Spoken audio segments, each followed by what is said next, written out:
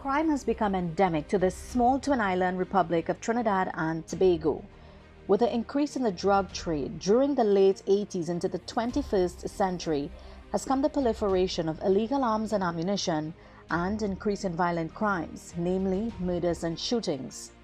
Despite being equipped with the latest crime-fighting tools, law enforcement seems too powerless to put a dent on criminal activities in Trinidad and Tobago. What are the reasons for this? Leader of the Jamaat al-Muslimin, Imam Yassin Abu Bakr, poses his views on the situation.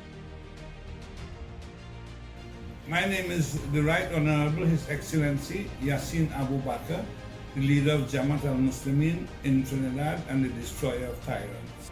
Abu Bakr stated that high-ranking police officers are allegedly involved in criminal activities, which is the main reason for the crime wave in the country.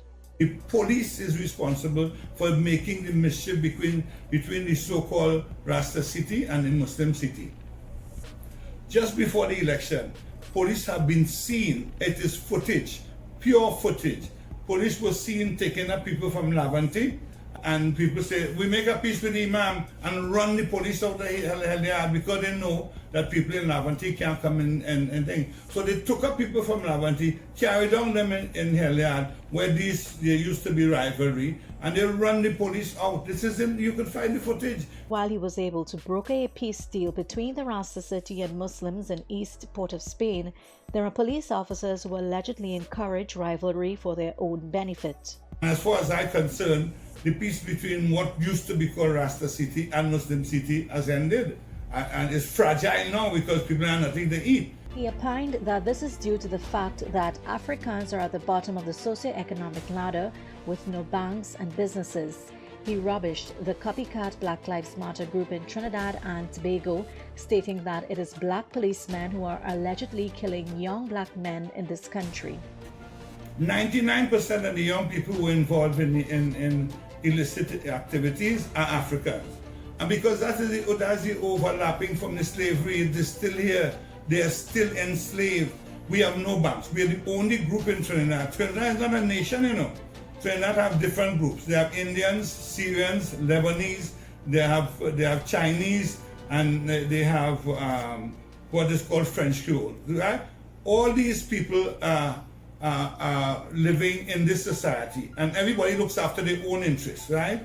I have coined my own phrase for this Trinidad and Tobago, and it's called propinquity and fusion. It means moving together but separate. Every single group here is concerned about their own interests at the extent of the others. And the worst off is the Africans. First of all, the Africans have no business. They have no business and they have no banks. All the other groups have banks. So they have seed money for entrepreneurship. The Africans have a single bank. Where are they going to get seed money? We have the Black Lives Matter in America because white policemen are illicitly, wrongfully killing black people. In Trinidad, they come here with a Black Lives Matter. So do what? Is the black policemen killing black youths? If there are no white police, if there are no white police in the service here, if there are no Chinese police, if there are no Syrian police, if there are no police, it's black police that killing all the black Africans. The same hate from the old slavery days still among them. As Trinidad and Tobago awaits a new commissioner of police, whether Gary Griffith should be given another term in office. First of all, Gary Griffith should not be acting as a commissioner. He's not a police. So you can't have a police acting as a police commissioner. That is number one.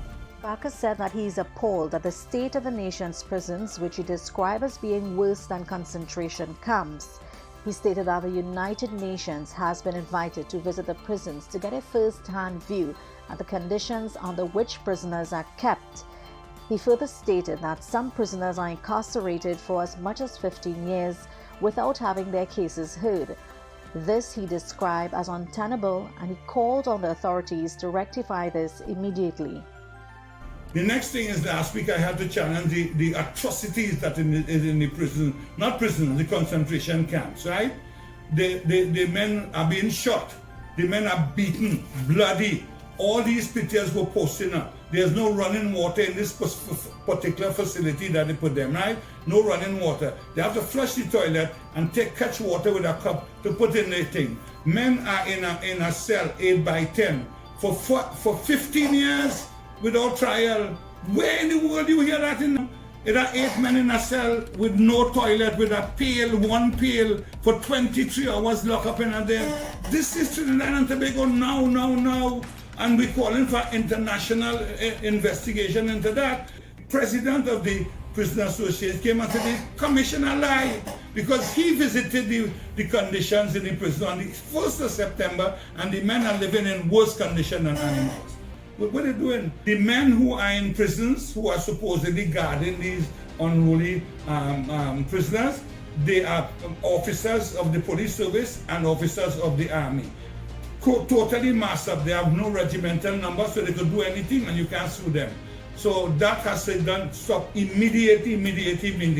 But we are making haste, to get the United Nations to send an investigating committee here. And many times the prison on Frederick Street has been condemned by international organizations. It is worse than a concentration camp, but it's still there. So they have no respect for people. They have no respect for people's life. And 92% of the people in jail is African. That is the condition that prevails today in Trinidad.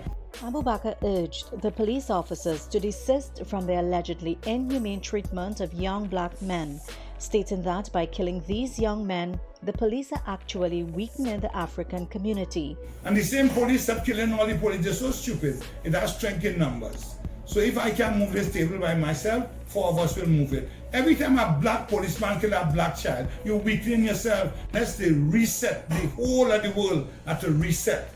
Reset. All that happened, all the systems that are in place must be destroyed. New systems must be in place that have justice, equity, and fair play. Avalon Williams, AEM's report.